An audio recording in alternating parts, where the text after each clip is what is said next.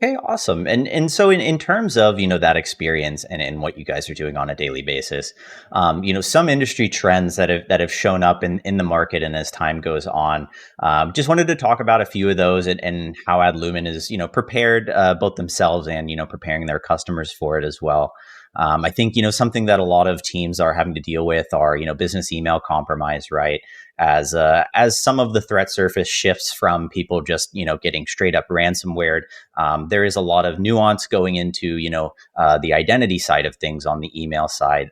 So is there anything that Adlumin does to kind of prevent that and detect it a little bit past what the classical MDR would do?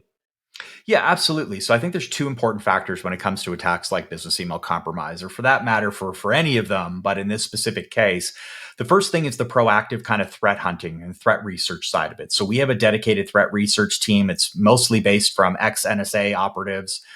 Who know what it's like to work or be in the same room with with the criminals who are conducting these kind of campaigns.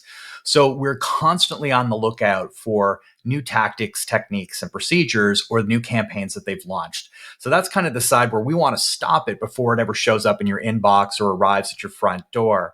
But on the second side of it, it's the ability to look at sort of, I kind of call it the third dimension and the context of what's happening inside your environment. So it's not simply looking at an account or an identity and a specific device and a specific service, but being able to take the three of them and then build up a bit of a baseline to determine what does normal look like. And then when you start to see things out of those bounds, that gives you an idea that something suspicious is occurring. Like, let's say an account takeover as an example. Now, when it comes to business email compromise, a lot of that is kind of on the practical financial control side.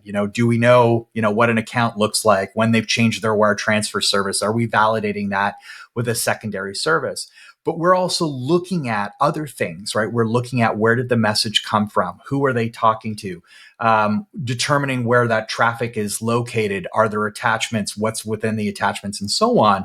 So we can identify typically pretty early that something isn't right, that this didn't actually come from the expected sender, that it's really coming from a fake account, or that their account's been taken over and it's not being accessed from, let's say, New York, where it typically is, or Chicago. Now it's being accessed from Eastern Europe, and that doesn't look right. And so those are the kind of things that we can block and we can alert long before the individual has that opportunity to kind of go, oh, should I click on this? Should I open that wire transfer, open the PDF, which looks like an invoice?